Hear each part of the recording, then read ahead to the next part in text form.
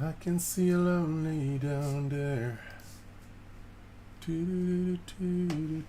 Yes, I think we're live. I think so. I don't see anything yet. Oh, there it is. All right, let's copy the stream to some social media. It's been a long time. Your channel, that's my channel. Yeah, I'm live. I can see I'm live. All right. Oh. Yes, this one here. Look a bit reddish. Do I look reddish? Let me share this stream.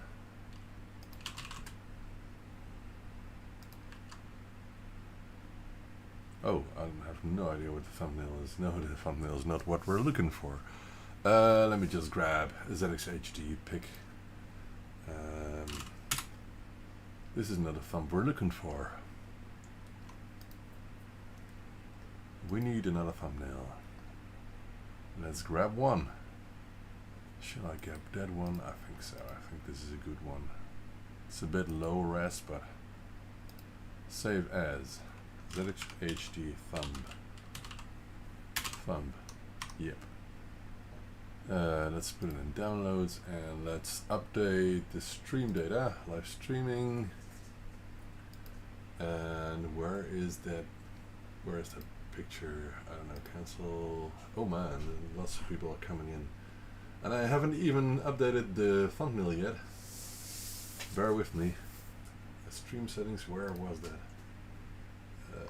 Where is that thumbnail? Oh man, I can't find it. Webcam, manage. Where is that? Hey Ian.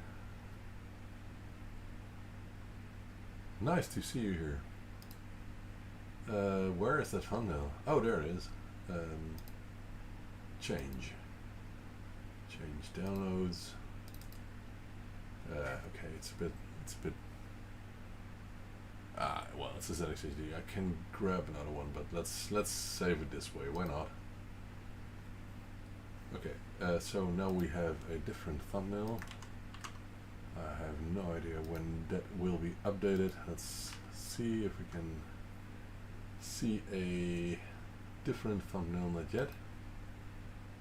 Not yet.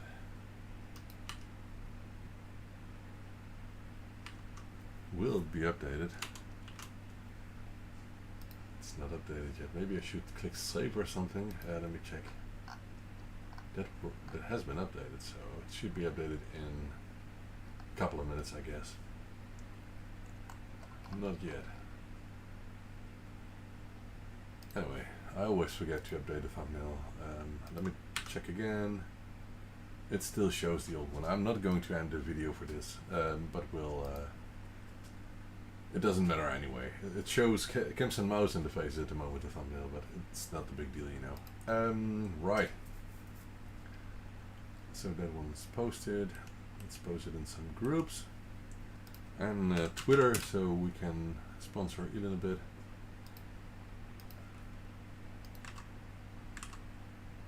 Random production work, ZXHD with Kim's and Mouse thumbnail. Who cares?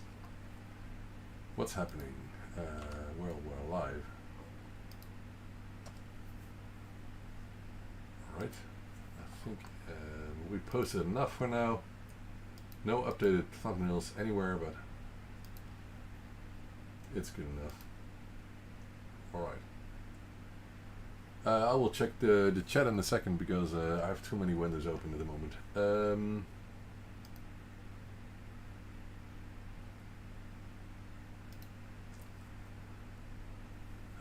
Wayne, good afternoon. Anthony, good afternoon. I'm fine. Still loads of work and things to take care of, which are important, like more tax stuff and you know. Let's see. Been a long time, yeah. Well, I was thinking it's not that big of a deal to just push a button and get a live stream up and running. So I should do that more often, and I have loads of work to do. So I can more often show some of the work, like one job. Like for now, I'm just making 5 ZX HDs. It's not too much. Let me grab some connectors for the ZX HD. So I have them at hand. Listen this for in a second. What I did do in the meantime is buy myself a Stream Deck, as you can see here. So the console is here. It's a neat little thing. I should have bought it earlier, but I've connected it to my. It's hard to show you, but I've connected it to my USB hub. It's a 10-port hub, powered separately, which is very useful because now I can connect all kinds of stuff, and of course it's bandwidth limited because there's only one cable going to my desktop. But it's a real must if you have so many devices connected to your PC, and every port on the PC is already in use, so this is really necessary. So I got a mouse, keyboard, several cameras and whatnot. How many ports are in use? I think 6 or 7. I'm not sure. Sometimes I use pen drives, and I've got a SD card and compact flash card reader combination connected as well, so it's a lot at once, and I need them a lot. I think I use most of this on a daily basis, except maybe for the cameras. That could change, of course. Hey Franco, good afternoon. It's 4:30 around here, and outside it's very hot. I think it's over 32 degrees in Netherlands at the moment. It will get down a bit, so my air conditioning is running at full speed. It's set to high power. Can you see that? It's underneath the 20. It says high power. So you can blame me for that, but it's really the only way of getting continuing work in some way. Otherwise, it will get too hot. And there are days that it's even hotter outside, and then sometimes the air conditioning cannot deal with it. Mainly because I also have a ventilation that carries the colder air downstairs, so the living room is also cooled a bit. It's not the best. We should just maybe get a second air conditioning installed. But you know, these are kind of things are heavy, expensive, and you cannot install them completely yourself. You need someone to do that. And I don't have the place in the living room. There are windows everywhere, so it's really hard to find a place to connect split unit air conditioning in the living room. But it's not really necessary. We just keep all the doors closed in any way we can. Oh yeah, and in the UK it's hot as well. Peter told me, Peter Smith, that it's very good weather in the UK. So that's good to hear. Right. Let me see if the thumbnail has been. Yeah, the thumbnail is updated now. So I wonder what will show up on Facebook if you watch the links I just added. 30 degrees indoors. Oh my God. No air conditioning, as far as I can tell. Then Franco. Hey David, good afternoon. Been a while, but good to tune in again and to see Ben at work. Oh well, someone has to do the work. I'm not complaining. I like doing the work, so no problem. I just hope you can enjoy what I'm doing here. In a second I will start with these ZX HDs. In the meantime, I've done a real lot. Like people have been asking me to put the SpectraNet cases available in the web shop. Also ZX-AY cases and DivMC Pro Mini cases.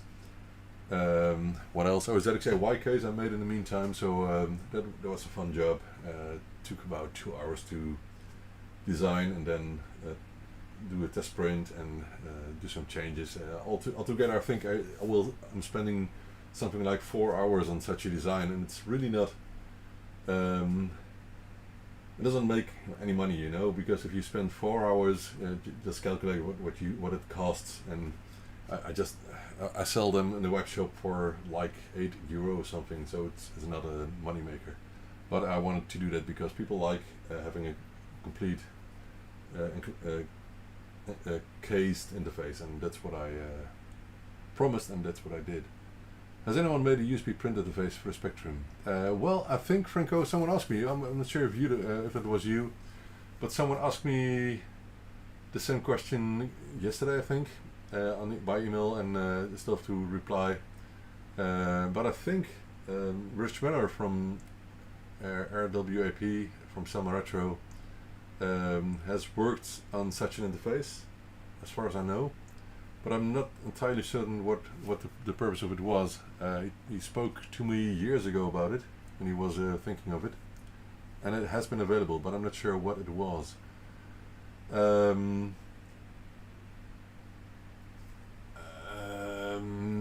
I think the best you can do is have something that converts parallel data to USB, and so a modern printer can deal with data that is sent by a parallel printer interface on an 8-bit machine like a ZX Spectrum, for example.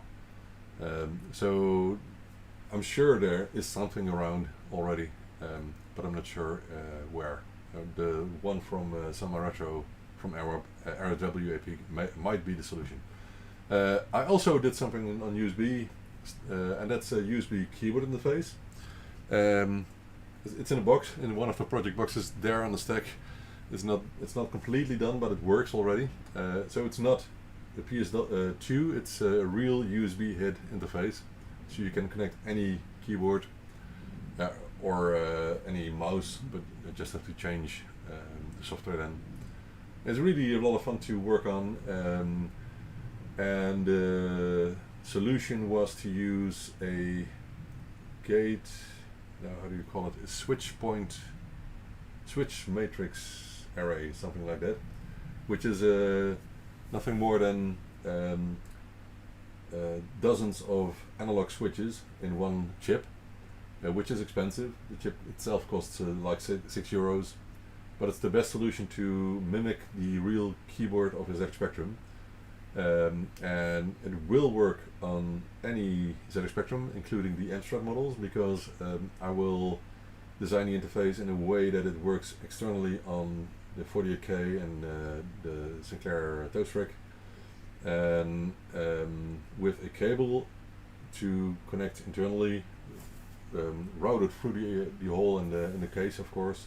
So flat cable or something like that, ribbon cable, that goes into the keyboard socket of the ZX Spectrum, and maybe I can even make it in a way that you can use the internal keyboard and the external keyboard at the same time, but I'm not sure. I don't think it will work, because on a rubber key Spectrum, for example, when you overrule the data on a data bus with an external interface, like the PS2 keyboard interface that I had in the past, it will make it impossible to use the internal keyboard at the same time, because it just overrules the data bus. So anyway, let's check the chat.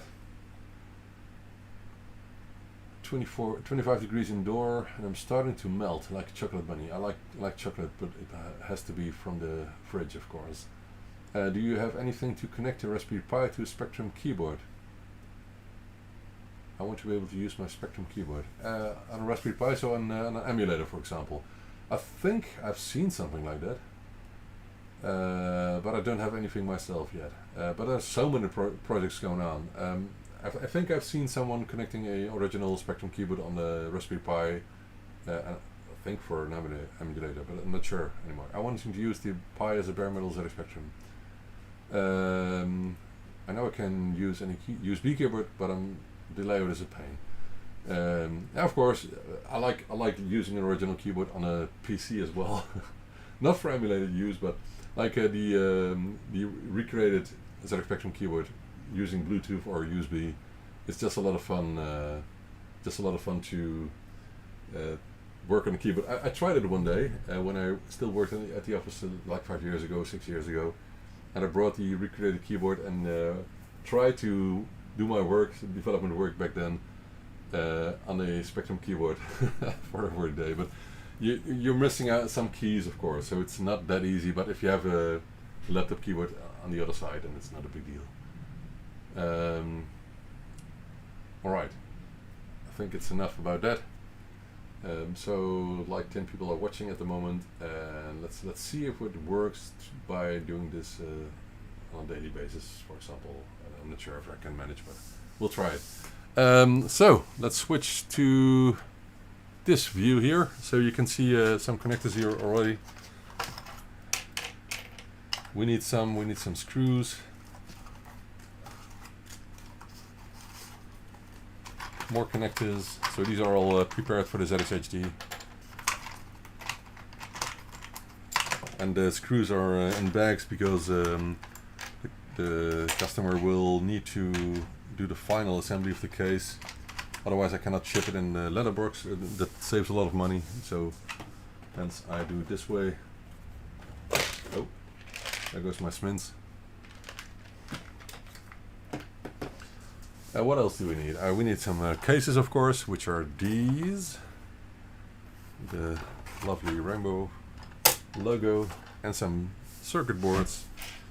And we also need some edge connectors, which I don't have here, but I think I have some more in a box underneath. So we need those. You cannot see the connectors here. Can I? This is good enough. Okay. We don't need these ones at the moment because, as I said, these are for the customers later on. And we need chips and some SMD components. And I think that's it. Oh, of course, some keys, but that's a big challenge because there's a huge stack of boxes waiting to be shipped out. Let me see if I can manage to just move them a bit. It's almost went terribly wrong.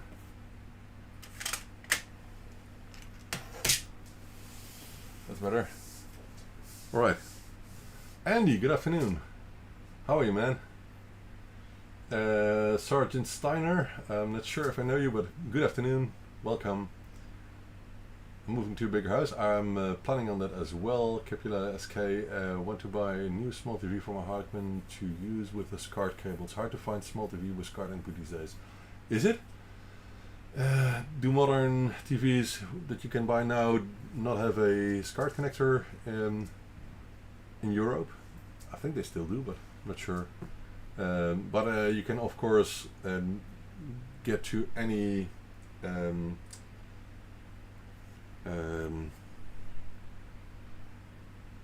thrift shop and just buy a used one, or check your local marketplace. I think I got like 4 in my storage, and I don't do them and don't sell them or give them away or something, because I'm planning on meetups in Holland, in the Netherlands, I should say. Our Prime Minister said we're not allowed to call it Holland anymore. We should call it the Netherlands. So, HN, hi. I'm planning on meetups, and I'm discussing it on Facebook and in a Dutch group and some more. And my wife is helping me out finding good places. So we're in that process at the moment. I'm not sure when the first will be. I hope in September, but it's a bit. We just have like 2-3 months. It's not that much time, but we'll see.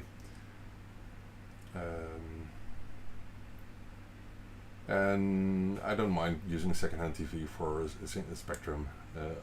It's something else if you want to use it for a cinema screen, of course, something like that.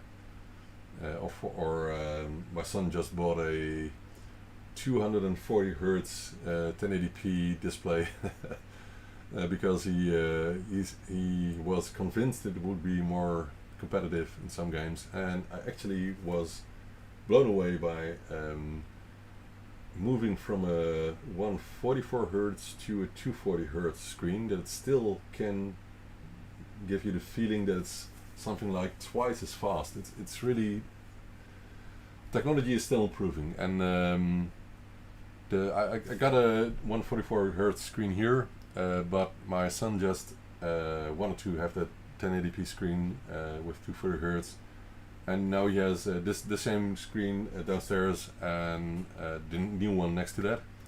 And if you move from one to another screen, you can feel the difference. It's ridiculous. I guess the input lag and latency of the modern screens is such a bit lower that you can feel the difference still. So that's interesting. ZX Spectrum is more powerful than the PS5. Yeah, can make more of an impression. Yeah, and thank you, Pat. It was unclear when the Raspberry Pis would be available again, but it seems like they will be available from now on again, still at very high prices. So in the past you paid like £7 or so for a Raspberry Pi W, and now that is, I think, £16 or £17. That's what I have to pay, and I do offer them separately or with the ZXHD, but I'm not making any money, though it seems like that, because my price is much higher than that, but it's because of taxes and shipping, and revenue is always including shipping. So when your income tax is calculated, it's calculated over the complete amount that you sell, including shipping costs. So it's a pity always, because I cannot offer it cheaper. I wish I could just offer it for something like the same price, or almost the same price as what I'm buying them for, but that's impossible. My son doesn't really like ZX Spectrum, but we're all into vintage stuff. So my daughter is into roller skating. Tonight at 8 o'clock we'll go roller skating at a roller skating club. Not myself, but she is. I'm way too tall for that. I'm always afraid of falling over, so I'm not doing that myself. But I'm bringing her there, and it's a lot of fun to watch with all the other people joining her. And she's also into record playing, and she's into playing cassette tapes. So she just received Niall Horan the show on tape, on CD, and on vinyl, which is crazy. But I when it arrived, I was in a room with her, and I put in the cassette tape, and we played the cassette tape, and it's so cool to be able to do that. So we went to a record fair 2 weeks ago. And it was a bit expensive, but we bought like 5 new records, and not new, of course, but from the past. We're still looking for some specific titles, but all in time. So we like that a lot. And we also visited one of the best export products from the UK 2 weeks ago. 2 weeks ago minus 1 day. Am I right? Yeah, I think so. Yeah, it was. Oh, I forgot. When was it? Let me check. What day it was? Yeah, it was the 4th of June, of course. Let me check. Yeah, 2 weeks ago and 1 day. Yeah, 2 days then. Okay, it's Tuesday. So we visited Harry Styles in the Amsterdam Arena, or Johan Cruyff Arena, it's called now. So something about like 70,000 people, the biggest place in Holland, about the biggest place. Of course, there are open fields, quite a lot, where more people could fit in, I think. I once visited Coldplay in the Goffertpark in Nijmegen, which was cool as well. But fortunately we could get to Amsterdam and out by car, because there was a big problem with the railways, and I'm afraid that maybe some dozens of girls weren't able to visit Harry Styles that day. But fortunately there were 2 other concerts the day after, and on Tuesday as well. And Mojo, the organizer, wrote that they were trying to reach all the people that couldn't visit the first one that they paid for, and they could visit one of the other concerts, which is good. And some people couldn't get home, so another place next to the Johan Cruyff Arena and Mojo and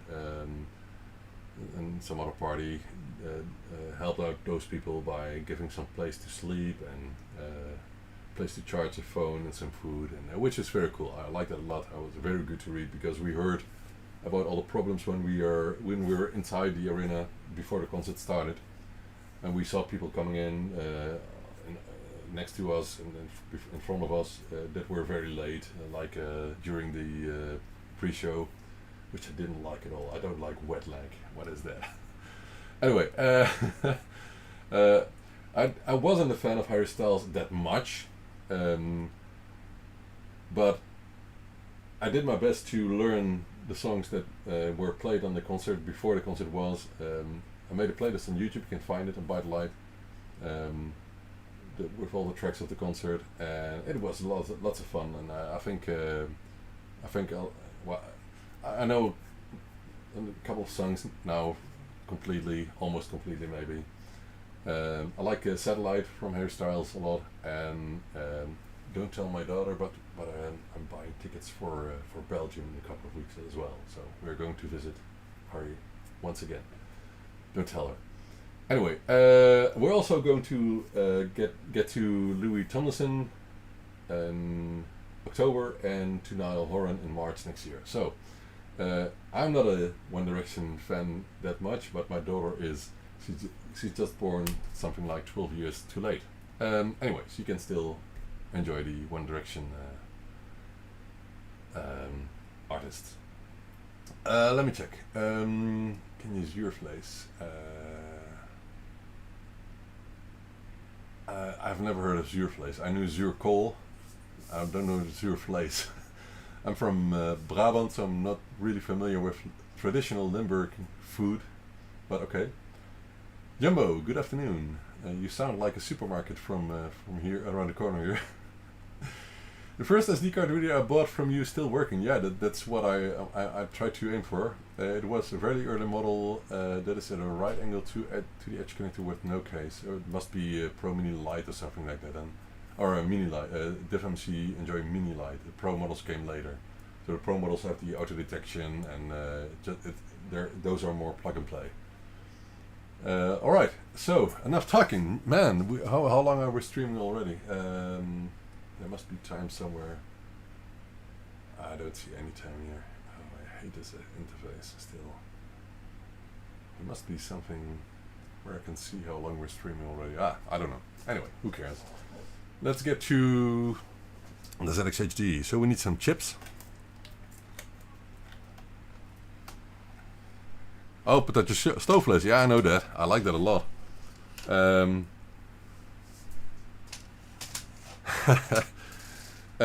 Yeah, especially my son likes potato fries and frikandellen and all kinds of that stuff. And we like to barbecue. We barbecue quite a lot lately. Sorry for the people who do not eat meat, but we like to barbecue. So I just found a light guide of a Kempson mouse interface. So there's still some part of a Kempson mouse on this desk now. So that goes in here. Look at all the stuff. Look at all the stuff. I'm quite organized. I hope that gives some trust in what we do here. All right. Don't drop that. So what I always do is just put the boards next to each other, like in a card game or something, and just put the chips on with this piece of adhesive tape. You can do it differently, but it works just fine until the tape doesn't stick anymore, but we'll get some new tape then. There's a lot of noise. I'm not sure if you can hear it, but my air conditioning is running. Now the soldering iron is powering on with all the ventilation here, and I need to open the window for that. Let's also put some new water into, you cannot see it, but into the sponge. And I also have some ventilation, as I said, going downstairs to try to cool down the living room as well. A bit, a tiny bit. Oh. Alright, my fume extraction system is powered on. 28 minutes. 28 minutes. How are you guys still here listening to me chatting about loads of things for 28 minutes already? Let me move my stream deck a bit. It's so cool. It's a cool, small, I think it's OLED based thingy with buttons that you can program completely as you wish.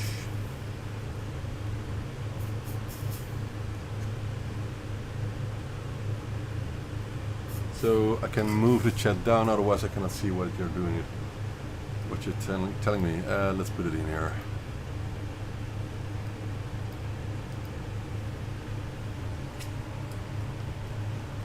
Please don't talk about food, because I'm trying to lose weight and I'm getting hungry if I read Potato Stove Place.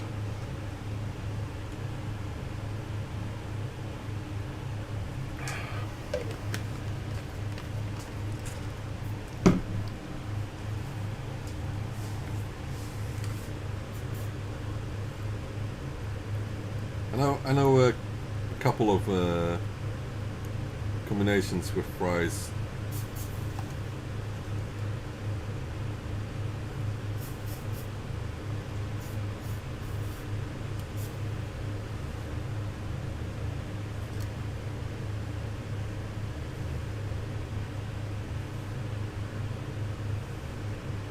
So my soldering iron is not completely clean at the moment.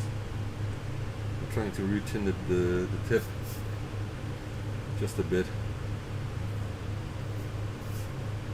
I think it's better. And currently the solder wire I'm using from Edson is it's quite bad. So this roll has, I think, not enough flux in it, which makes it hard to solder. So next time I will stick with Stenol, which is more expensive, but it's always the quality I need, I want. That has never let me down. So there's only one brand I trust the most, which I will stick with.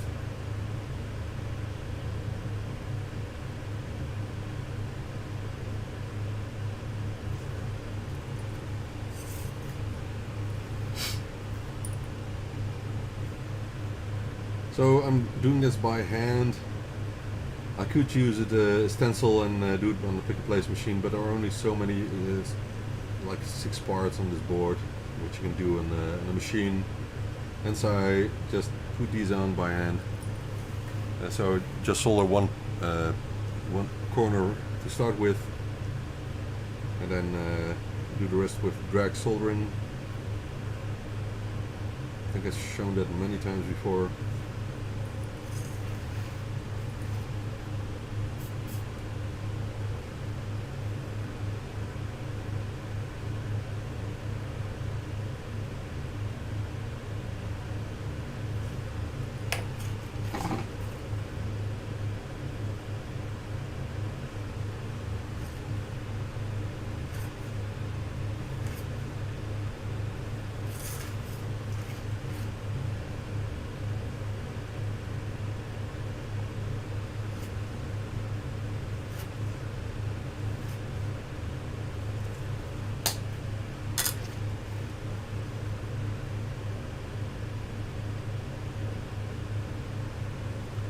I hope I'm not in the way of the camera. No, I don't think so. The camera's still in front of me.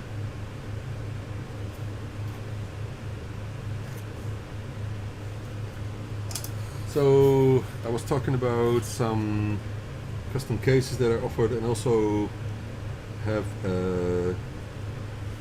lots of rubber key cases, original cases and plus cases in stock that I'm working on to put in the web shop. I just got 5 plus cases finished. Those are ones with slides, just surface scratches or something like that. So they're still in very good quality, very good shape. I hope I can still offer them today, but maybe it will be tomorrow. So if you're in need for a Spectrum Plus case, those will come tomorrow most probably. And I have one with an original key, membrane from Samsung, which are still okay.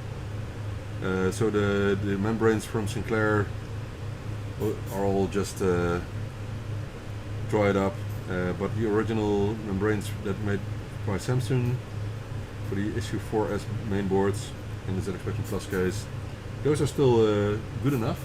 They work just perfectly. I've never had any problem with them. So I will offer at least one with such an original membrane, and I got, I think, 2 more of them. So those will be cheaper.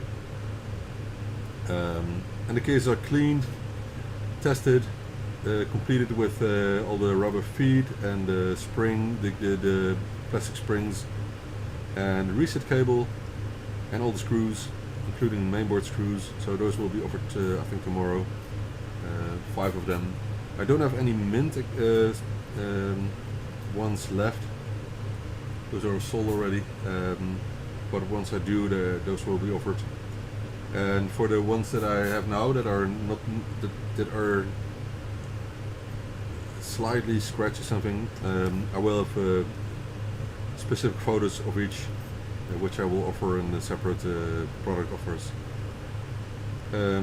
The rubber key cases are available just with 2 product offers, so for mint ones and for ones that have slight scratches or something, but are still in really good shape. Oh, I think I've got 3 actually. I also have one offer for rubber key cases with next best faceplates, as I call them. So I had a couple of faceplates throughout the last years from several production facilities. I'm not sure where I got all of them, but nowadays I buy them from Syntech. But I think a couple of years ago I bought some from Peter from ZX Renew. I'm not sure where I got them. Might be from somewhere else. But those were gloss, so high gloss, so they shine a lot. Where the original faceplates are matte, and I do prefer the original look. So I got the replicas faceplates as well now, and that's the most needed part to swap out, because original faceplates are just so beat up. I don't have any mint ones left, original ones then. I got a couple with a slight dent or something, or scratch, which are still okay to use, but most of the rubber key cases will get a brand new faceplate and membrane, of course. I also found a source for a rubber mat of 2 mm thick, because the rubber feet, these ones I made myself, but these are too thick. These are 3 mm, so I need slightly thinner ones. So I found a source for that. I will make them as well. It's much cheaper buying a mat and cut them yourself than buy them from another source. And cutting is not that hard to do. It's quite easy.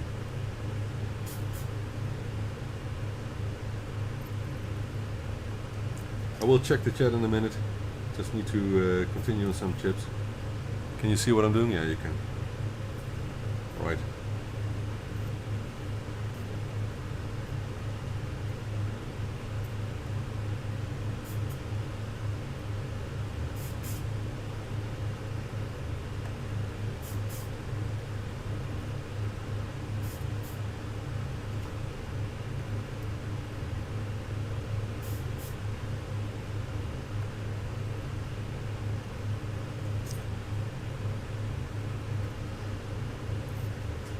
I've also been thinking of just recording videos and editing them, because it might be more interesting to avoid silence, minutes of silence, for example, when I'm working like this.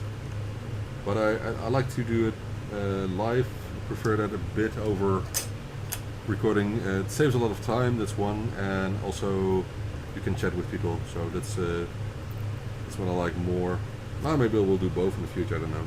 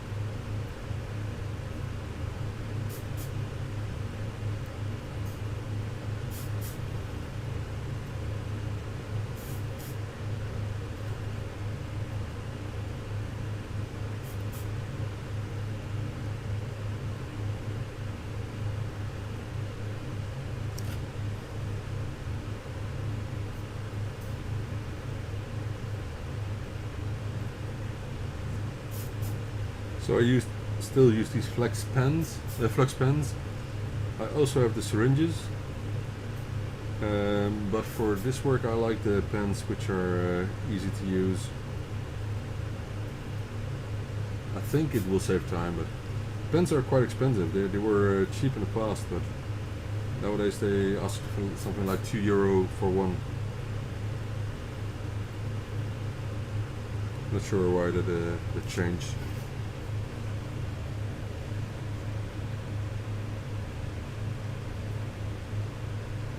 So I think I've got a bent pin here. I'm not sure if we can solve it without taking it off. I think we can. Sometimes I really think I need a microscope.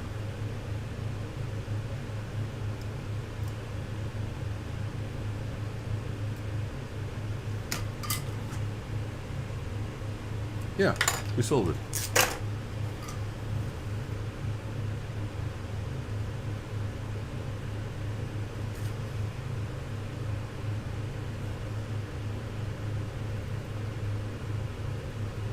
I will take a microscope when my eyes get worse. Until now I just can see things really clearly, and I hope it will stay like that. Let me check the chat. Hey Owen, good afternoon. I mostly use my Go these days. It's a Robic Spectrum clear case with SD, HDMI, twin joysticks, Wi-Fi, upgraded ULA and twin AY chips built in. Cool.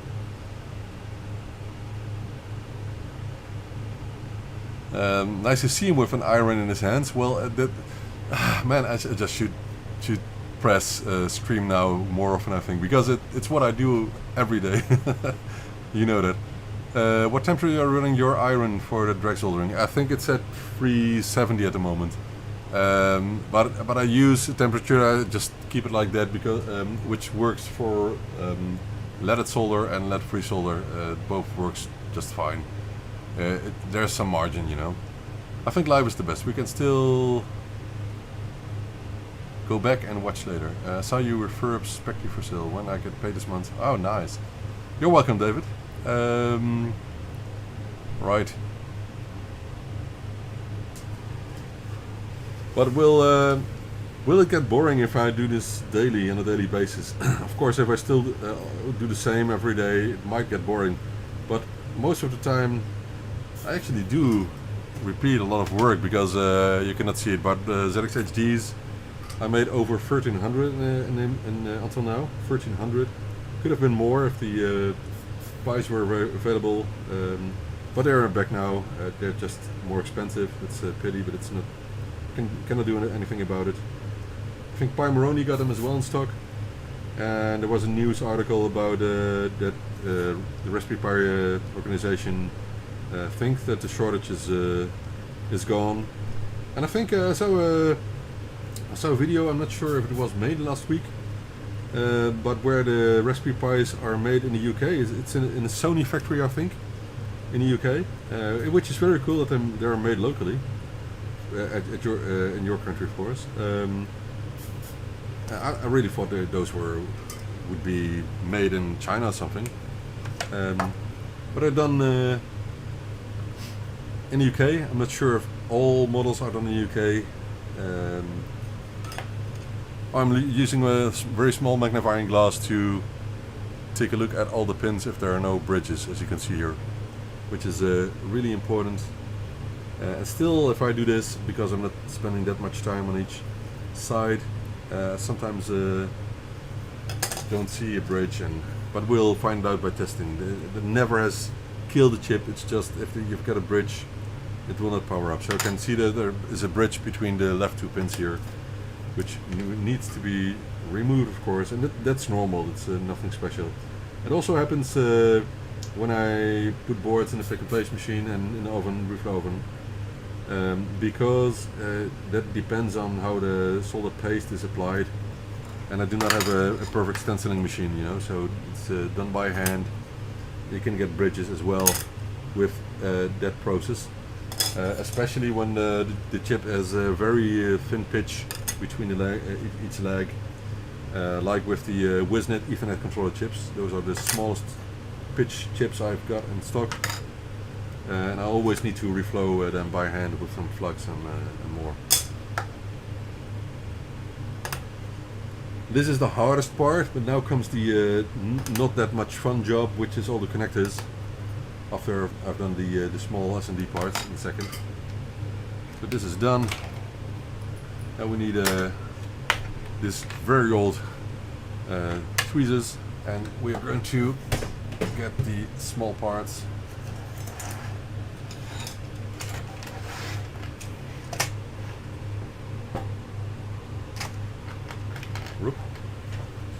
So we need power LED, which is blue.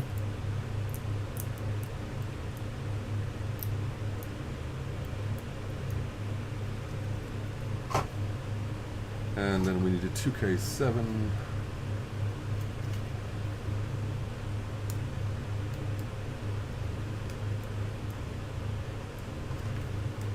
And we need a 10K.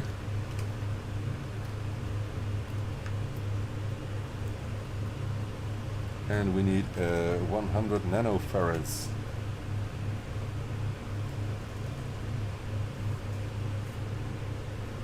Oh.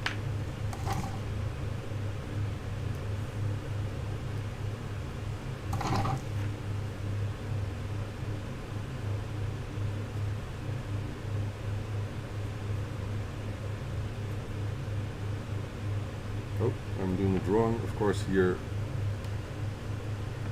the 2K7 should go.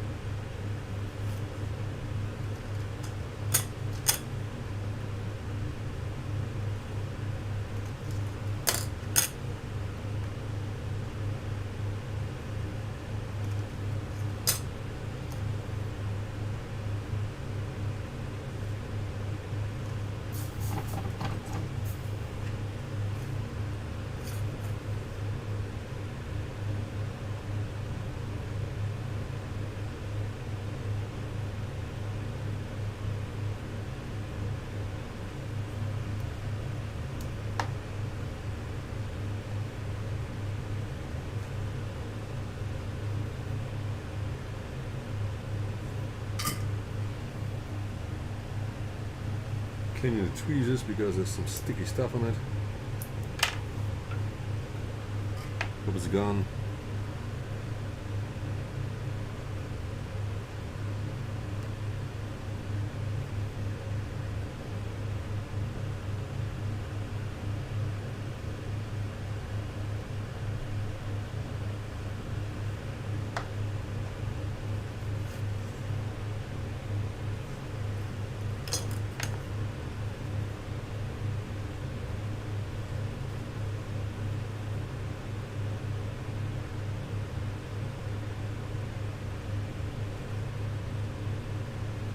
So again, this could be done by a machine, but it's just a couple of parts. It's not really worth the trouble of doing like 50 or 100 on a pick and place machine, which is such a low amount of parts.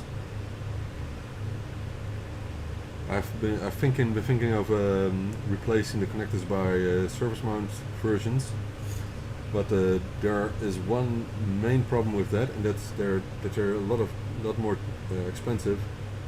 So it would make the interface more expensive as well. It might save some time, but I'm not sure if it's worth it because I'm not selling thousands of these, just hundreds.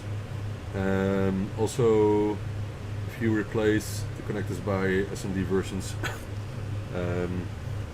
might that the interface needs to be redesigned quite a lot, and it's perfect as it is now. So why change it at the moment? And of course, still we're interested in having audio played through HDMI as well, but my developer for this still doesn't have time. Should send him a mail again and see how he's doing. But it's been very hectic for him as well throughout the last years. So we'll see if we can manage to update this to like Raspberry Pi 2, Raspberry Pi 02 with the I think dual core CPU. Right. Normally I use only the solder wire, the leaded solder wire, to actually clean up the pads here, but because the solder wire has a lack of flux, I do it by flux pen, and then it's okay.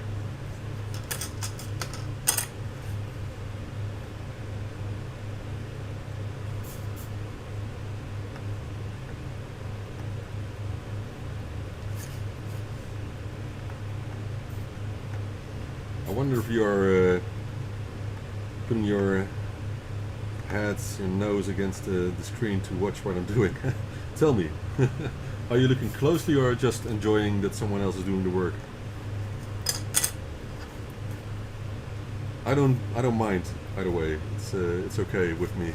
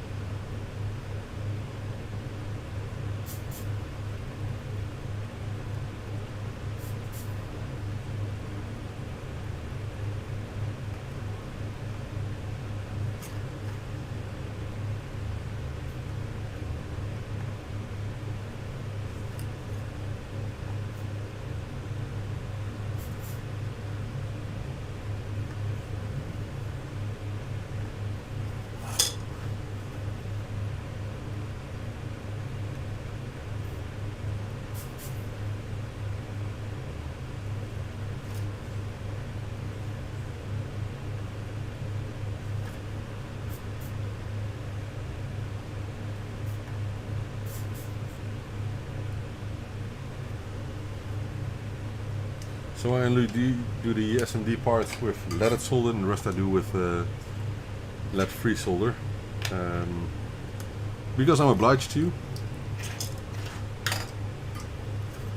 So we're switching to the other solder wire, which is thicker, and I choose this size, and because it's lead-free for all the connectors. I'm also eyeballing if the connectors are straight.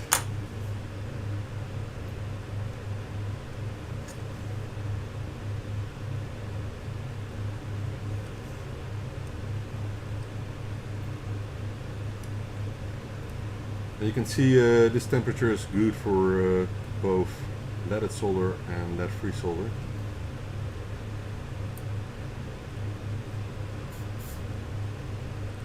And the leaded solder is from Stenol, and you can see it's such a good quality solder. It flows really nicely.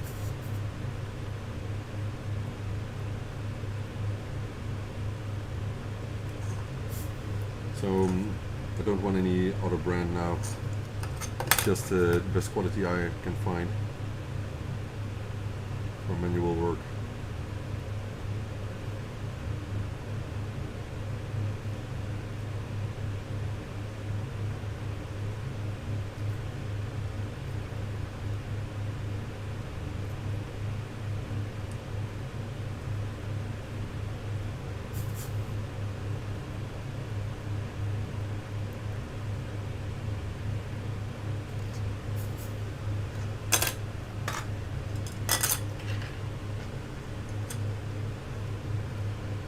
If you guys want me to whisper to make this an ASMR video, I could do that.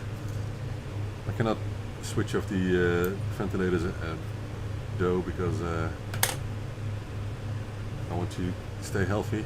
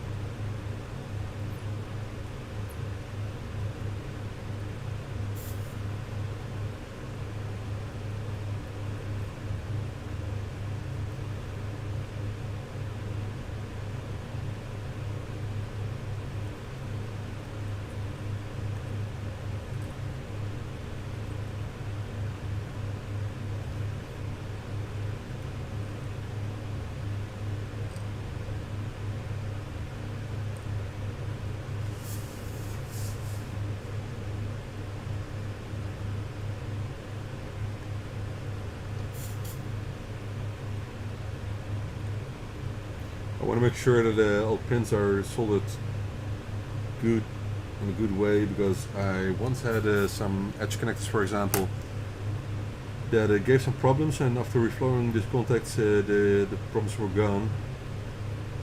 So I just tried to do it good in the first attempt,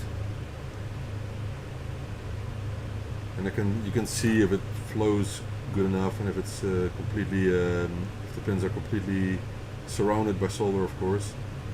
But if the pin still lays on top of the solder, then I just reflow it again to make sure there's no problem.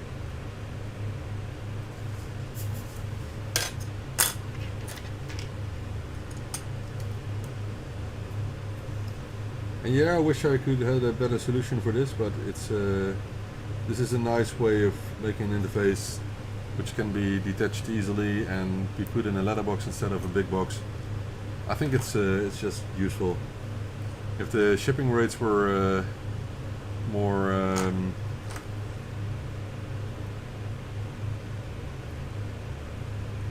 more decent, then maybe I wouldn't bother. But for now, this is a good way of shipping it to you in a cheaper way. It's still not cheap because it's getting expensive every year.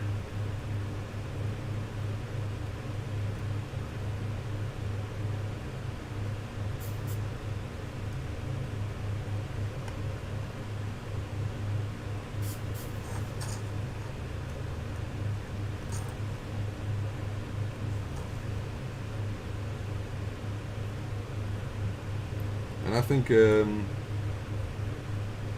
have never been so many packages being shipped out all around the world, so there's no excuse for postal companies or couriers to complain about that they're not doing well something. There's so much work to do.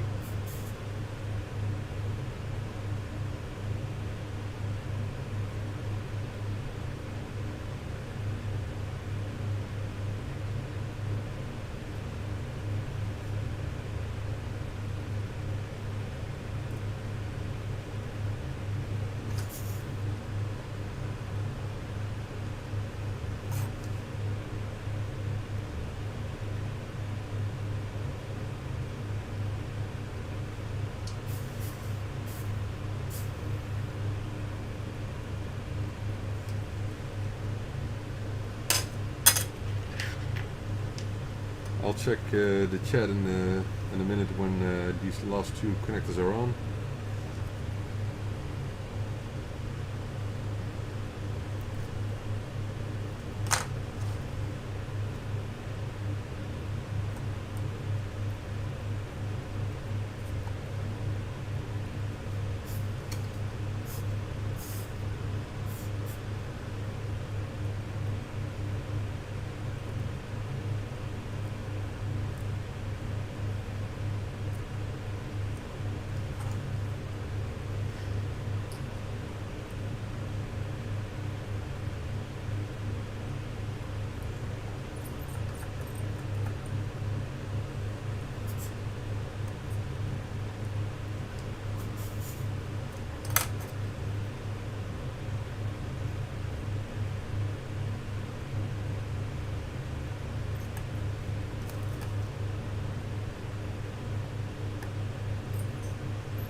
Sometimes I do it like this. It works as well, but it sometimes leaves unwanted solder bridges.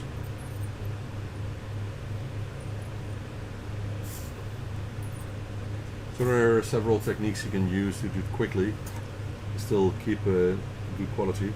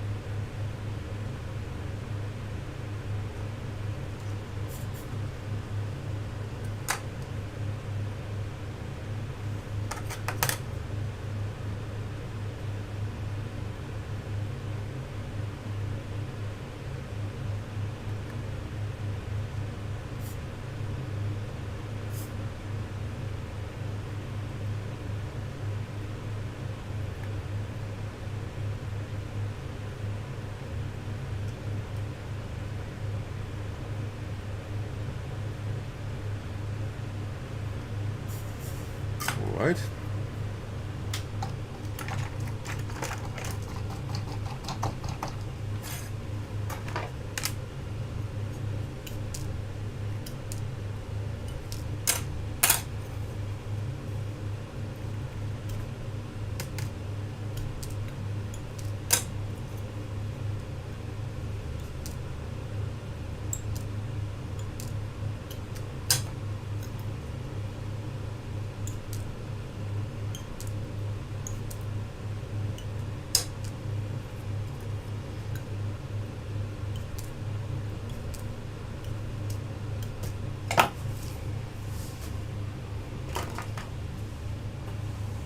Once I've been thinking about saving all the gold-plated parts that I use, because maybe there's money in there.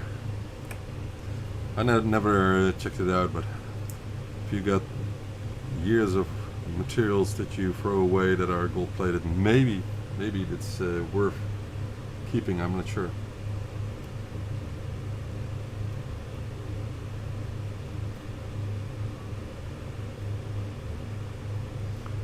So we got a new serial numbers, which I also write down on this list here. And today it's the 13th of June. So I keep track of all those serial numbers.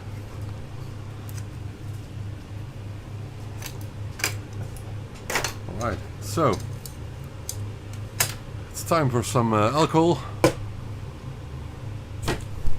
But not the way that you might be thinking of. So we're going to clean part of the boards at this side, so we can so all the flux remainings are gone in a minute, and we can solder on the other connector, the header.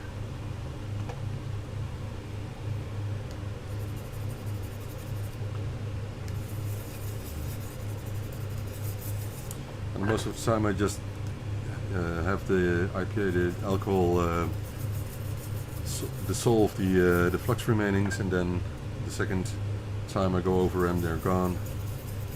Save some time.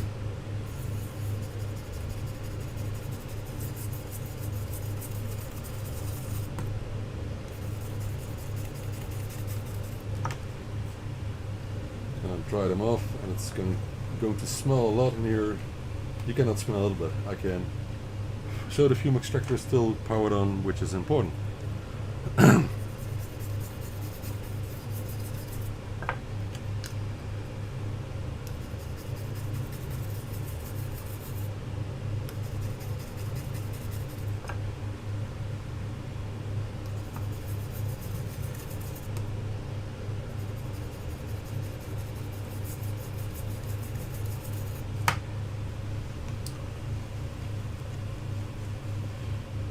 But after cleaning them, they just look as if they're made in a factory or something. They just look so cool, so clean. I like that. It's just a minute or two brushing, not too much work.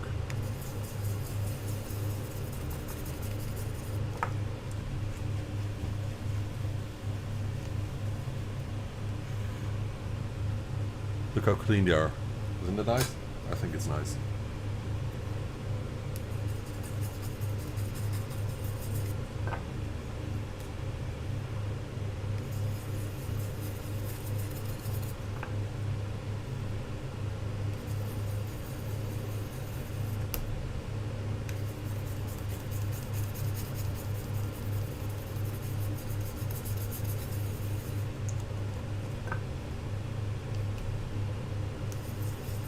As you can see, you just need a tiny amount of flux for each board. It's not of alcohol, of course. Not much.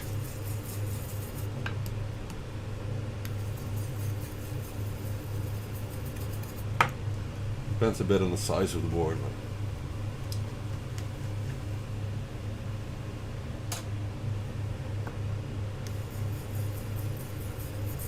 Right.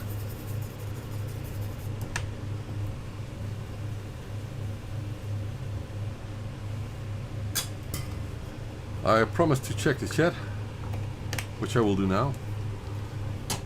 Let me check.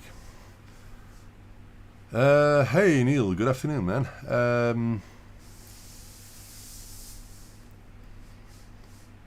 I just need to stream more often, Frank. That's I think we agree on that.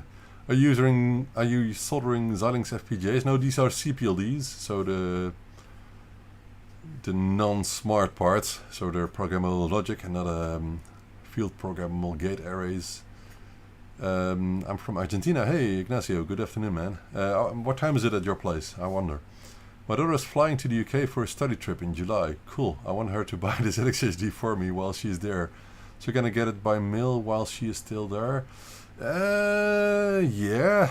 But you just need a place to ship it over because I ship from the Netherlands. And the ZX I only sell myself, so Peter Smith doesn't have them in the UK. Surface mount soldering so great it seems quite a high temperature. I set mine around 330. Well, I don't think it doesn't matters that much. Of course you can burn the flux in the solder. You cannot burn the solder itself, but I think something between 325 and 375 is okay. But as I said, I also solder lead-free solder, and you need a slightly higher temperature for that. It's relaxing watching your work. Well, it must be the work. I don't think I'm that relaxing. So, thank you about the compliments for the ZX HD.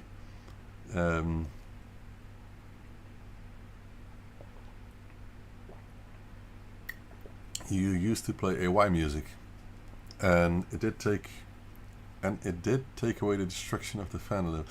Yeah, well, there's a reason I'm not playing any music, Wayne. That's because I'm getting flagged all the time by YouTube for some company I have never heard about, which probably have some algorithms running, and I guess they think some music is from them. I don't know, because AY music, of course, there can be tunes in there that are from pop songs. I don't know, but it's ridiculous anyway. So I just do not put on AY music a lot anymore. Maybe I will sometimes, but for the most part, I will just want to keep it safe and not get in trouble at all.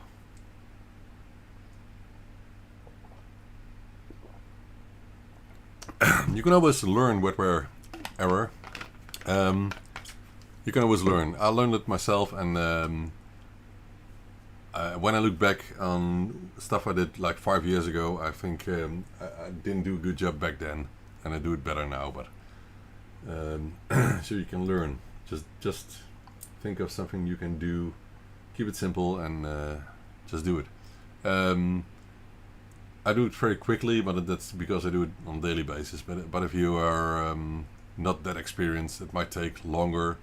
The main issue is not necessarily the soldering, but touching pins of fine pitched parts and bending them. That's hard, especially if those parts are expensive. I think these chips cost like €4 each, so they're quite expensive. That's where you need to be careful, but you can learn about that. You can use hot air as well if you want to, but hot air will damage your boards more easy than compared to using a soldering iron. But yeah, Wayne, I could like sing or something, but that will bring up the same problem. I guess it will be flagged as well. So you just have to keep it with the sound of the ventilators and my voice. Can you tell me when you plan to send me the correct bag? Didier, of course. It's on my to-do list, and it's still on very high priority, but I still haven't managed to get to that. It is on my workload list for this week, and I'm very sorry that it's on the third place, because I still have to send. Oh, it's in the second place. Sorry, it's because I have to send some stuff to Renee, which is also waiting for some stuff I promised him. And I have a note that says, Didier, send missing bags in Dutch, but it's what it says. And again, I'm very sorry, and I should have done it much earlier, because I think we were talking about it like over a month ago or something. Where is my chat? I'm missing my chat now. Where is my chat? Oh, it's there.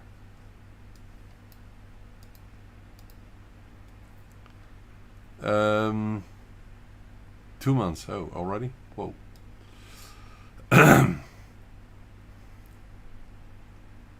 Yeah, so I've been doing so many things, not only working on stuff to sell or orders or something, but loads of other stuff as well. I need to get a lot of things processed still, so it's on my workload list for this week. And I think today is Tuesday. As I said, I've been finishing ZX Spectrum cases, and that is done today, so I think I might be able to do it tomorrow.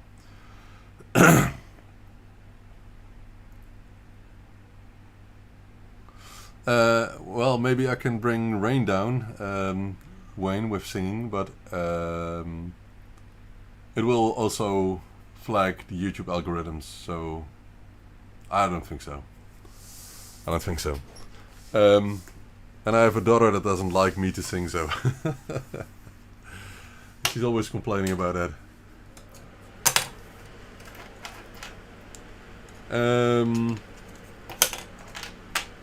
So tonight we're going to the roller skate. It's actually called the roller skate dance. It's a practice evening with, brought by some very enthusiastic teacher. It's quite a lot of fun, but sometimes I suggest to, for example, play some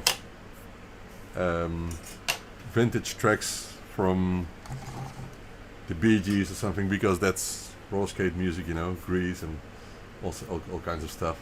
Fleetwood Mac, Blondie.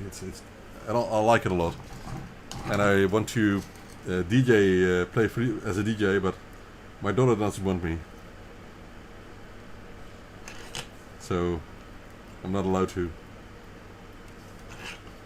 So we just put on some Spotify playlist, I think, which is ridiculous.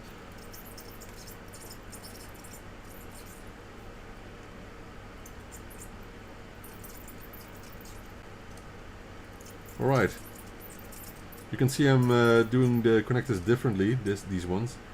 This is another technique. I use this a lot, and it works like a charm, because the solder is flowing through the pins, through the holes of the board, and this is just really solid. You can see how clean it is. But again, this mainly works when you're using good quality solder wire. And the lead-free solder wire that I'm using now is better than the leaded one, because it's a top-grade brand. I like this a lot. Maybe I should ask if I can be sponsored by them. But I don't use a lot, you know, that's the problem. I actually don't think they sell a lot of solder wire anymore. It's all... oh, I'm forgetting to switch on my fume extractor. Just a second. When I'm smelling something, it's no good, you know. But this goes a lot quicker than the other connectors, actually.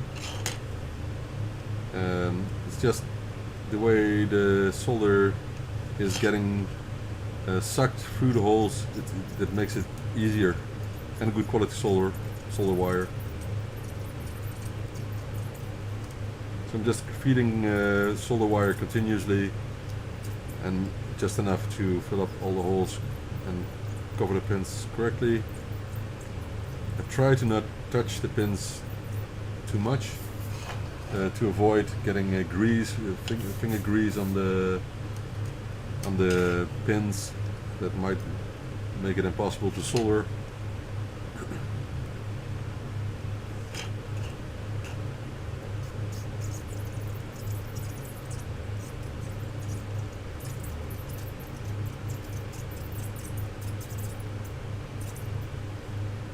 So I think we're halfway now.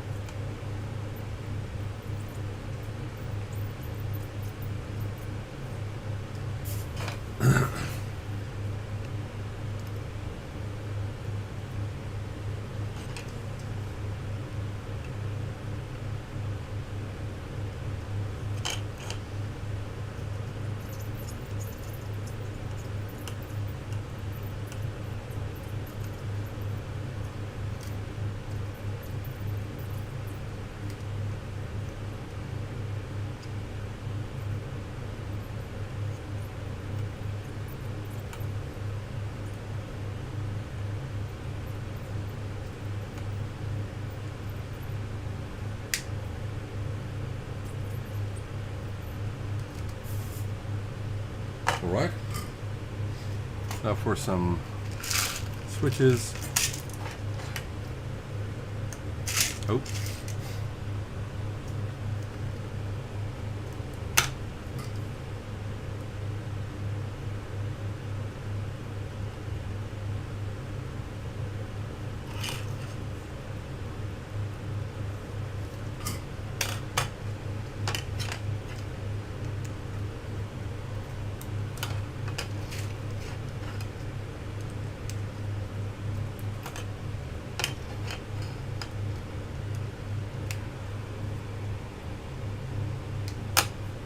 Oh.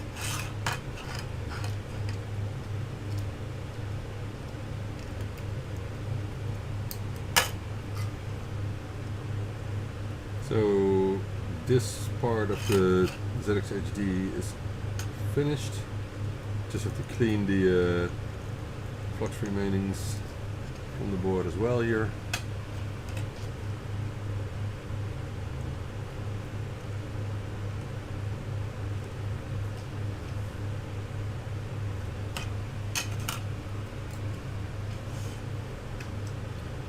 Before doing that, I will get to the edge connectors first on the other board.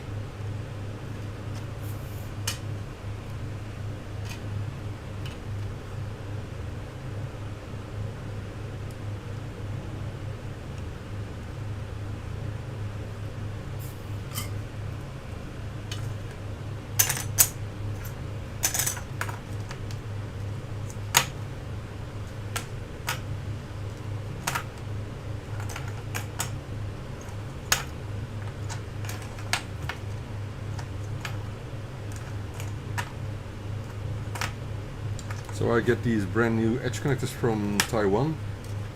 I got my supplier there, and it cost me a while to find a reliable supplier for these, and I buy them by thousands, I think.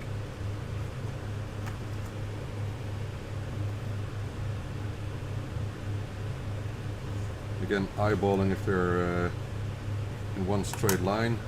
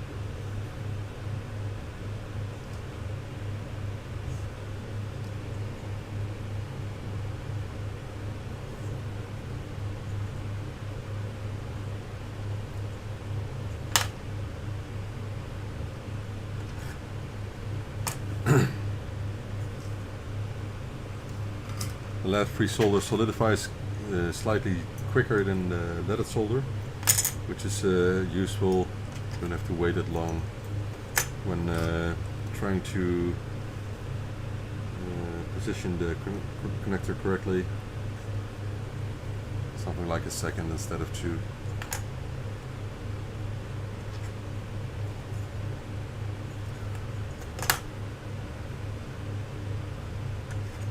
So I'm really trying to, as you can see, make sure that the connector is in the same, exactly the same direction as the board is. Otherwise it might be harder to connect it to the spectrum.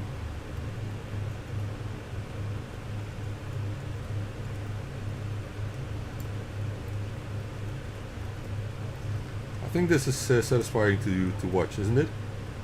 Seeing all the connectors, all the pins being soldered this way.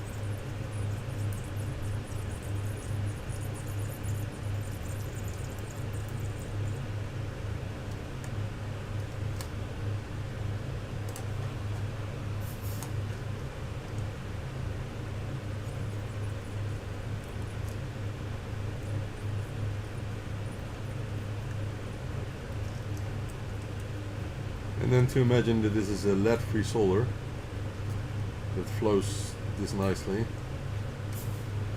I like this a lot.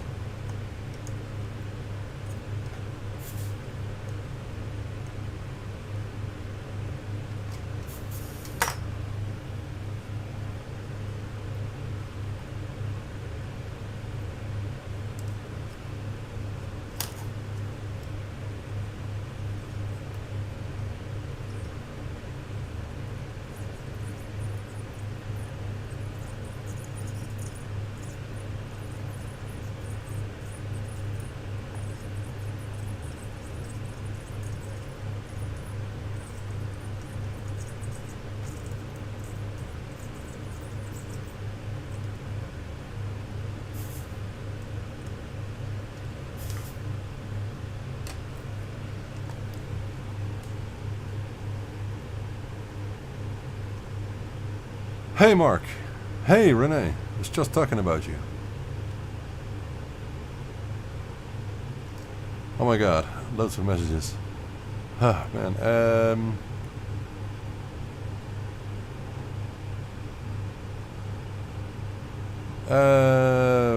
thank you Wayne.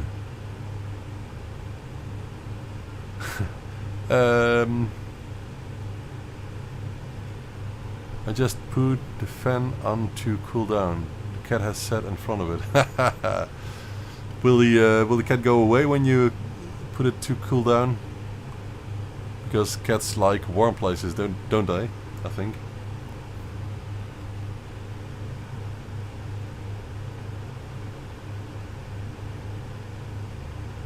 Cool.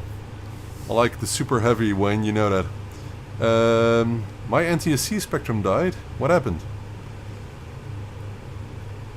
I got a non-working TS268 2068 still here from someone named Mark. Sorry about that. So there are a lot of people still waiting for a load of stuff. Yesterday there were 2 launches, Wayne, which was cool. I watched the second one a couple of hours ago, the Transporter 8 mission, which I like.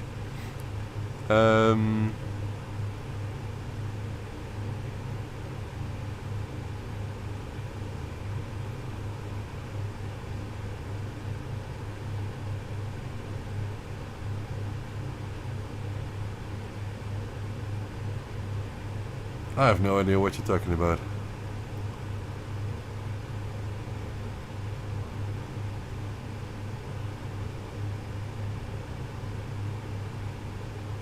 Franco. Magic smoke, oh my.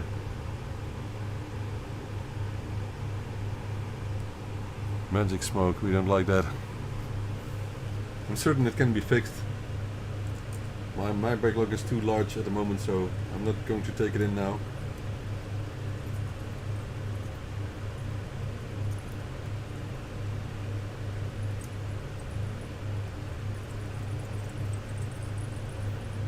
Sometimes I wonder if I should just focus on new hardware and stop with repairing, but the problem is that there are not so many people who can do repairs, you know. So I don't know anyone in Holland that can do Spectrum repairs, actually.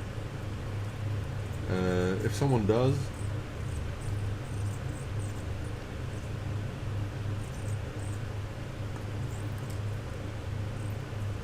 I like working on it, but the problem is there's so much work to do.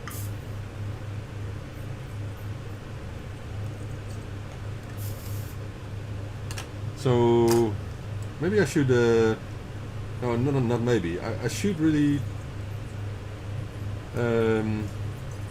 do live streams of repairs and new production of new hardware and weekly shows, but it's really hard with all the stuff going on.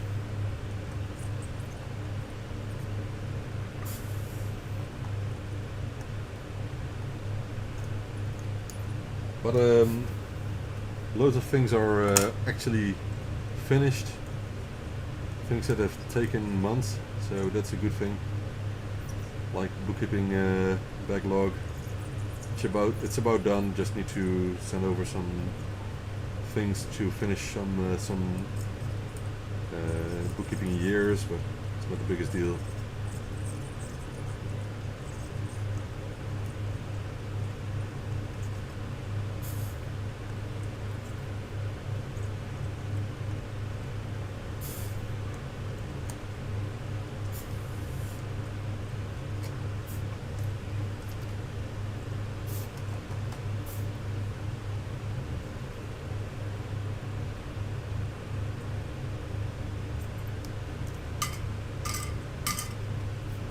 Alright, so now we're going to continue cleaning with IPA.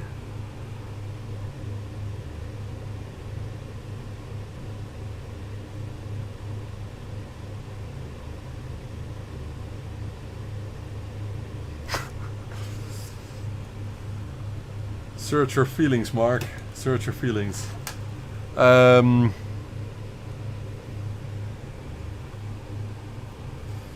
Oh man, I got so much stuff still waiting for some time. Not only repairs, but things like crates full of micro drives and interface ones and disciple interfaces and toast tracks and oh man, all the stuff. Got loads of it. The good thing is that they're not getting worth less, but are still getting worth more and more.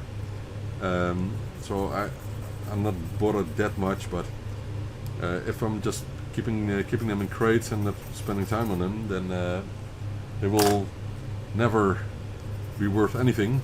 So I should spend time on it. One of the things I want to do is clear out my storage by, for example, bringing a lot of stuff to the meetups that I'm planning. Books, tapes, magazines, Spectrum cases that are refurbished and more of that. So I hope that will at least be a bit interesting to bring with me when the ByteDelight meetups are actually starting. I think it's something that people are interested in.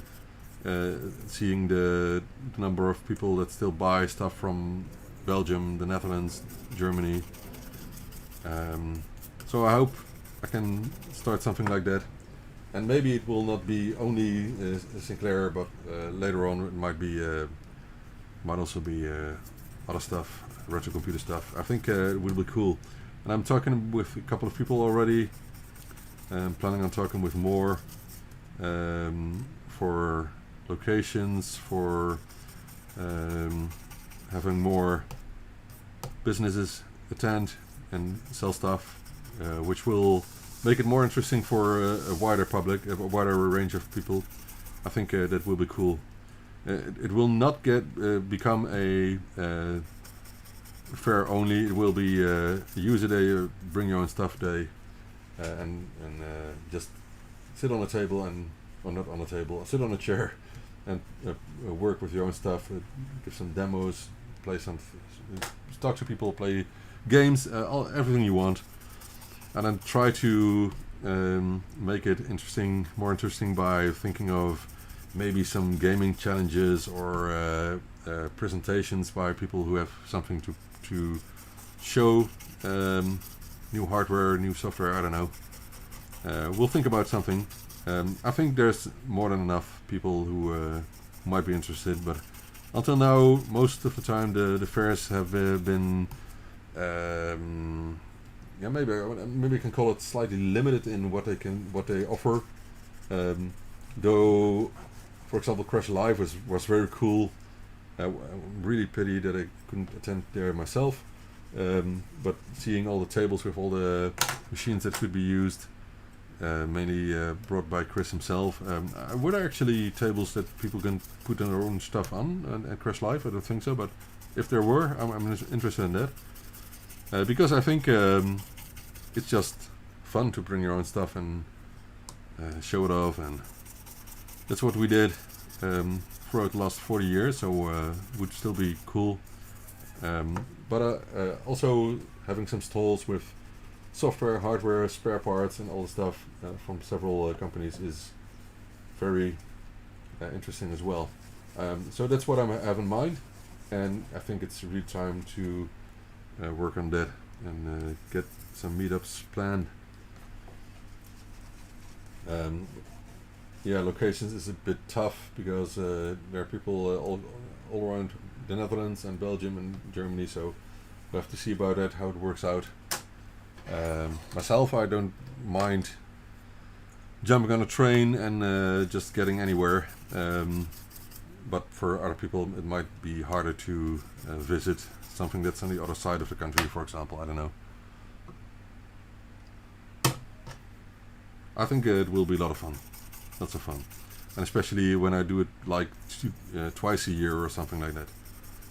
I think there's enough interest for something like that. And maybe I can combine or have separate dates for just bring your own stuff days, meetups, and more fair oriented days as well. But I will never have, if it's up to me, I don't think I will have meetups where you can only buy stuff and not bring your own stuff. It will always be something where you can connect your own stuff. So that's my idea about it. So that's what I'm looking for places where you have enough tables to have people bring their own stuff, something to drink and something to eat. I will ask for an entry fee because it won't be very cheap, I guess. Finding a place will be hundreds of euros, but I want to make it as much as how do you call it? I want everyone to be able to attend. That's what I'm trying to say. Anyway, so this is one piece that has been cleaned. Now these parts, we still need this one. And ideas are welcome. I do think that it would be cool to call it something like ByteDelight. I don't know, what name can we use for such days? So bring your own stuff and have some businesses have a stall, a table. What do you think? I don't want to copy what Chris did, but I think the ByteDelight Live or something would work. But I don't want to just grab his ideas. I think I will like just calling it ByteDelight something because it would be nice. But also I'm wondering if there are meetups already in Marsen again, where we visited the other brand user club every 2 months or something. I haven't heard about it for a while now, so I'm not sure if they have been planning and meeting up again. If someone knows, I'm interested. I'm not reading the chat right now, but I will in a minute. We're almost done. Just one more connector and some cleaning, and then we're done with these ZX HDs. Done with assembling, of course. We still need to test, but I don't have many ZX HDs that fail when testing. And if they fail, it's 99% of the time it's a small solder bridge somewhere.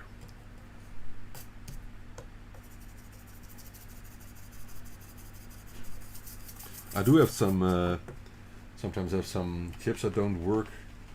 That happens. I buy these chips from China.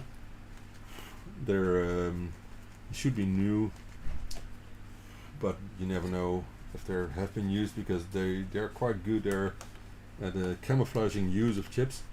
Sometimes you cannot tell. And these are reprogrammable, so why not?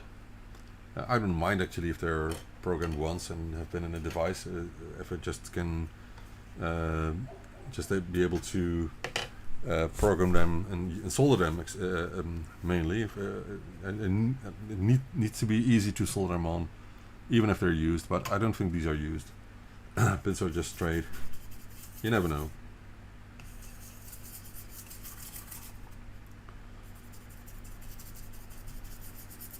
some chips are getting harder and harder to obtain. I'm not sure if I can obtain more AY chips, and especially below 20 euro something each. I'm not sure if I can easily obtain more GAL chips. There is a substitute for that nowadays from Micron, I think, or AMD, and they're from AMD. And AMD, I think. ATF 2210 something. And the company has been taken over by Micron, I think. I'm not sure, I have to check out. But they're new, so they're made still, but they're really expensive compared to the GAL chips that are obtained throughout the last years. But if you cannot obtain GAL chips anymore, you need a substitute. And I use them for div IDE interfaces and plus the light interfaces. So those are hard to obtain as well. Then you have the chips that go into the the plus delights as well. So like the floppy disk controller chips, those are quite hard to find, but I still have loads of them in stock. I bought them cheaply. Cheaply is like 8 euros instead of 25. So I got loads of them. And other chips like these CPLD chips are getting harder to obtain, but still they've made so many, so I can still obtain quite a lot for a good price, and they still work. But there's one company that I really don't like, but often they have the best stock levels, and that's UT Source. For example, I bought like 50, 60 GAL chips throughout the last months, and I found one third-party supplier, so not from their own stock, and those chips were okay. I got some batches in that didn't work. I got some money back of that, only half of the value, but that's what UT Source does. Otherwise you have to ship them back, and I don't trust it at all. I've tried shipping back parts to Chinese companies, but that doesn't work at all. And it's expensive, really expensive. So anyway, but I found one reliable supplier, so I bought more of them. And the second time was okay, but the third time, UT Store said, yeah, well, we can't find them, cannot obtain them for the price anymore, you have to pay us more. And I said, well, that's money grabbing, because they were not from your own stock, you know. So there was a clear stock, there was a limited number available from that third-party seller, and it's just money grabbing. Anyway, that's what they do, so I canceled that order. I don't like to give them more money than what they shown on their website originally. It's just money grabbing. It's not that's not a professional way of doing business, you know. It's just trying to get as much as you can from some companies like me. I don't like that at all. So just list your real price, and I pay that if or not. But don't ask me for more money if I placed the order already. And that happens with UT Source, but other companies, I get loads of suppliers. Those are more reliable, but if they do not carry the parts that I need, then yeah, sometimes you just need to get to UT Source and hope for the best. Like Z80 CPUs, I buy from other places than UT Source nowadays, because UT Source just tries to get more money every time again. I just hate it. I just hate it. So what I think they're doing is just list all the part numbers that people search for, and they don't have any stock at all, but they just go on marketplaces, local marketplaces in Shenzhen or something, and they source the chips from there, and they know that they cannot offer them for the price that they list on the website, you know. But they just try to get more from you. That's the same over and over again. I don't like it. All right, last connector, and then we're done. This one is a fast one as well. Let me drink some water.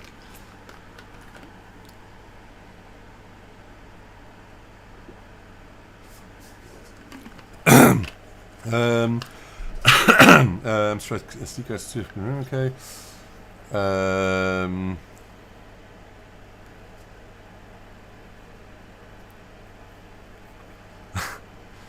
Oh my, what did I miss?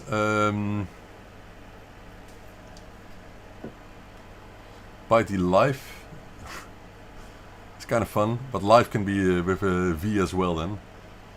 And sell what? Sell what?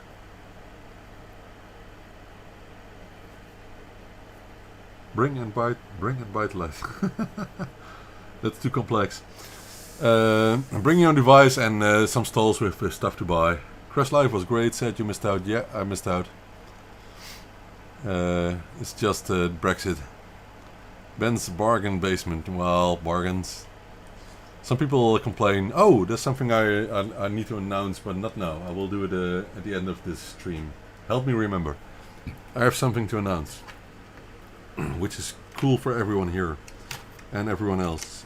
Facebook and anyone who's interested in Sinclair hardware. So for now it's a cliffhanger until these connectors are in.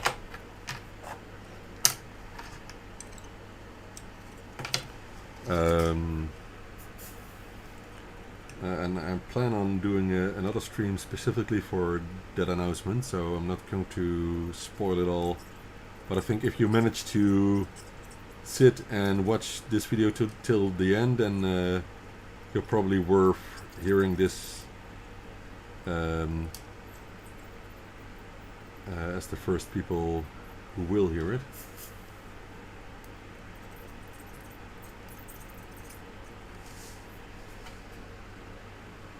You can see how fast the through-hole parts are actually able to solder, because this is just so easy. I just need to hold the board with one finger. I've done it so many times. It's just cool. But I always keep an eye on the quality of every pin. I check them all.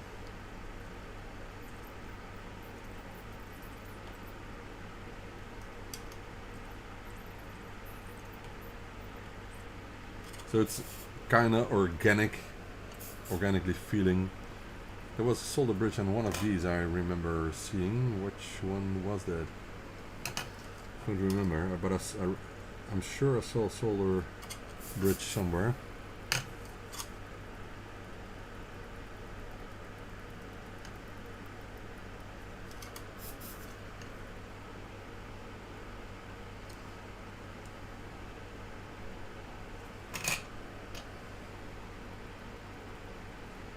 Which one was it?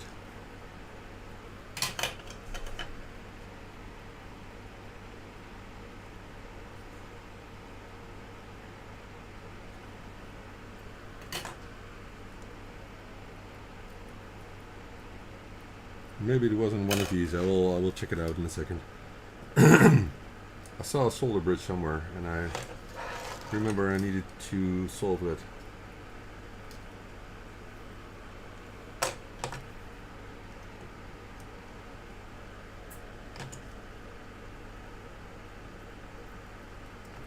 We'll find out anyway when one of the boards is not working when testing.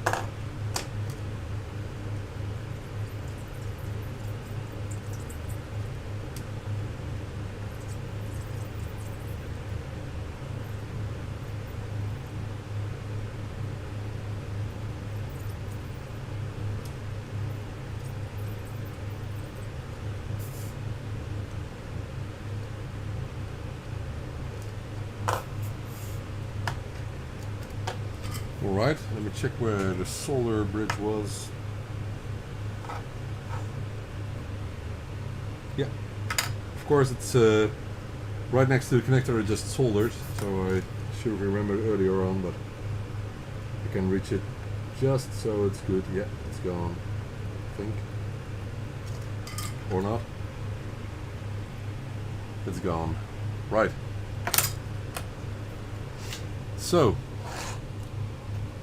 Last bit of cleaning. Oh, I will not drink this.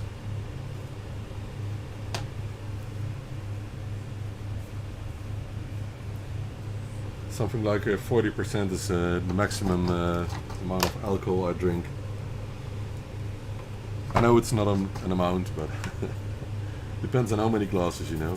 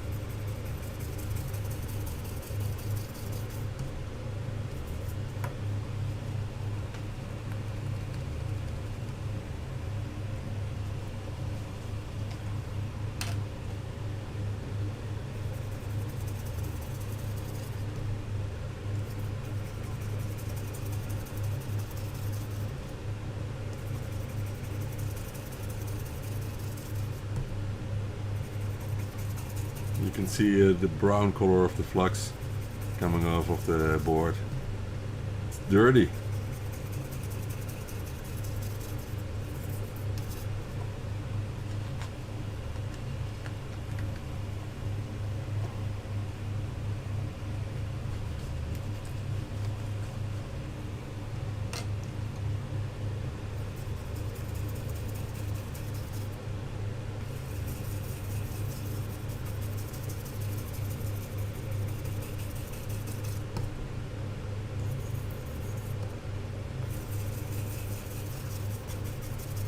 So I keep it in an angle, otherwise the IPA, the alcohol, will get into the edge connector, and I don't like that at all.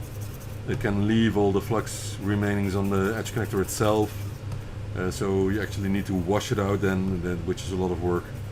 So I keep it in an angle so all the alcohol is going onto the sheet here.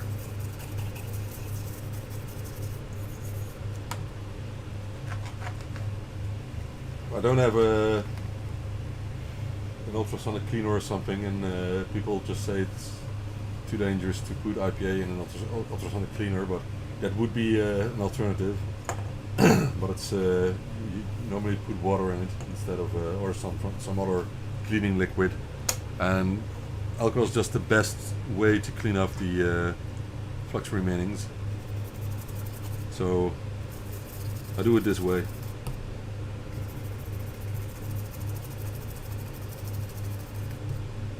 You see, it's about 2 hours of work of getting the boards done and tested.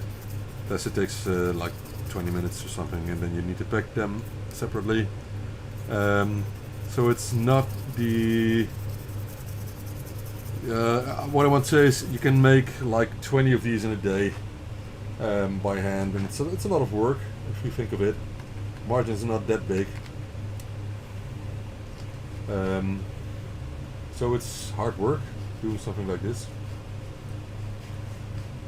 business like this, and some retro computer businesses do not do any production work at all. It would be better if I could just do it automatically or have it done by some other company, but it would be so much more expensive. I do this on purpose, by the way. There's a lot of blobs here from the soldering that I want to clean. I just need to get away a bit because this smells such a lot. I don't think it's healthy. 100% alcohol in your as a vapor, you know. So, but I like to have a clean desk always. And you can see now it's clean. Right. It's time for these labels, so I use a non-removable ink for these labels, which is quite important to always be to always know which serial number the interface is, when there is a defect or fault. I can determine if it's within warranty or not. I actually don't bother a lot. So if it's something like 1.5 year, I don't bother. Of course, if someone stepped on an interface or blow it up by using a wrong power supply, then yeah, well, we'll work it out. But it's not expensive fixing an interface. It just is time consuming. That's the main problem. And shipping something back is costly as well. You know, that's the problem these days. All right, there's one thing missing. That is one of these pies.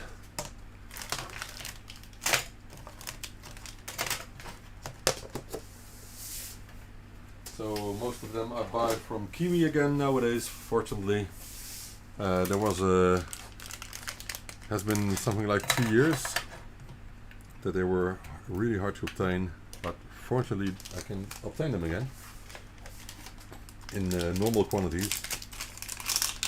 So I buy them at least at 10 at a time at the moment, which is possible. And I think all the resellers nowadays allow that, which they couldn't. Like a year ago, you could only buy one at a time, and it's a pity. I was trying to obtain them from, I think, Switzerland, but that required me to have a forwarding service, use a forwarding service. And I didn't like that at all, so I didn't do that. But fortunately, they're available again. And of course, the SD cards, if I can find them. Oh, whoa, whoa, whoa. Oh, scheiße. Sorry. Boxes. Oh god. There's so much here. I will also do a video of a new tablet I bought from China. I use tablets from time to time, and I had oh, they're still in here, I think. I had these Teclas tablets, a couple, and now I have something new, which is a really good deal for a really high-end tablet. But I will do a review because I know that many people are interested in if it's any good. I had it with one of those Teclas tablets. I made a review, and I think it's been watched thousands of times, so that's a good thing. Just a second. That's odd.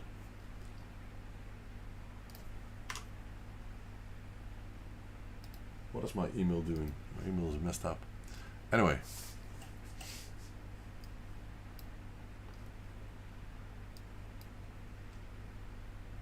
So just got a order for a ZX HD, and earlier today I got a ZX die card and some other stuff. Right, let me check the chat.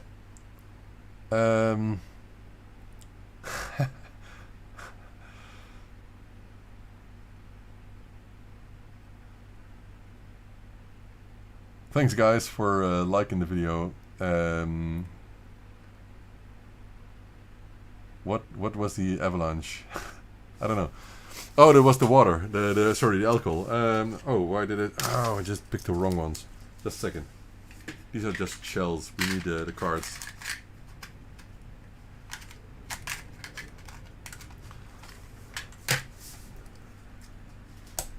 I buy these at 100 at a time, the SD cards, and the company shipped me 200 instead of 100.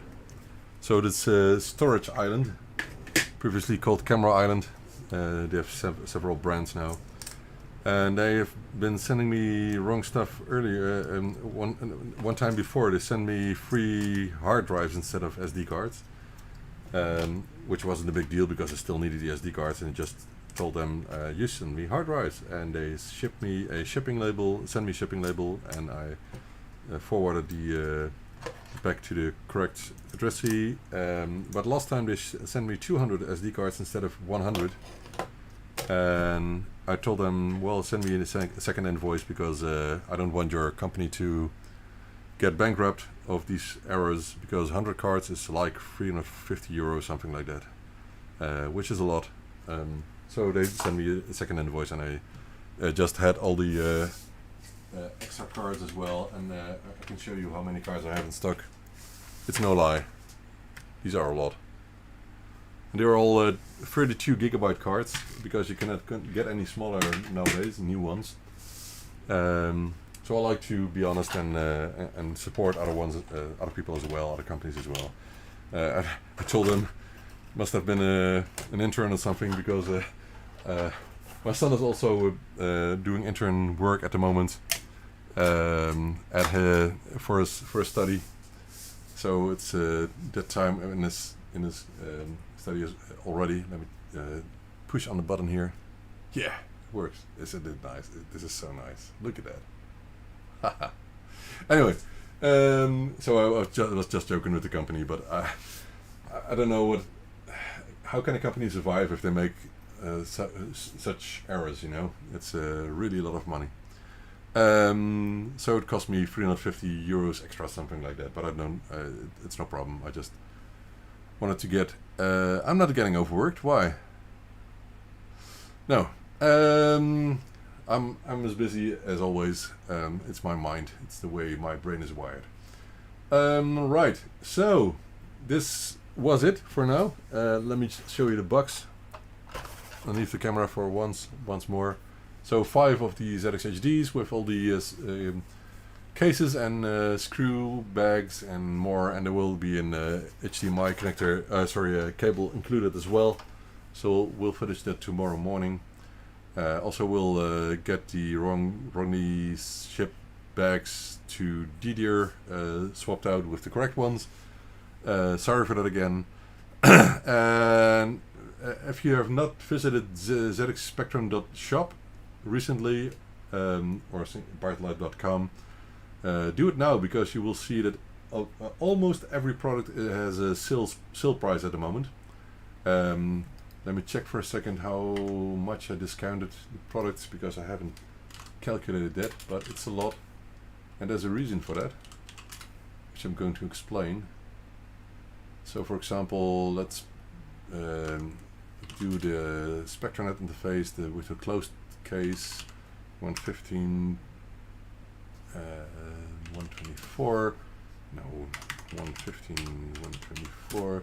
So it's about 8 or 9% discounted. I'm not sure if it's the same with the other products, but it's quite a lot. It's more than the discount you get when you place an order, and you when I ship it, I will always send a discount coupon when you order over €50 or £50, which is 5% discount for your next order. But now it's over 7 or 8 or 9% for every product.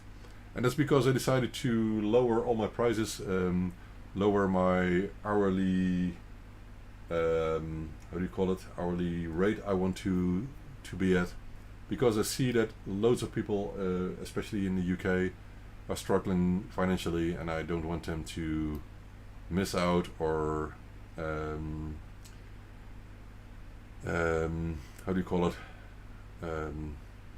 it's hard. The energy prices in the Netherlands have been high as well. The food prices are higher, a lot higher than compared to a year ago, here as well as in the UK. And but I still decided to do this because I can deal with it. It's not the best, but it's very simple. Not selling enough is worse. So I hope this will help people out a lot. And I will do a separate video about it as well. So it's a permanent discount. I just wanted to show people what the old price is and the new price, hence I did it with the sale option. But it will be indefinitely, so I will keep with these prices, and I hope you guys like it. Let me know what you think of it. I hope that will get people to continue buying, but we'll see about it. So that's it for this video. My wife is calling me through WhatsApp that we can get to dinner. We will eat something cold instead of warm because it's still over 32 degrees outside. I hope you like the stream. I hope you still enjoy your Sinclair stuff as much as I do, and I will see you in the next stream. So thank you for this one, and see you later. Bye.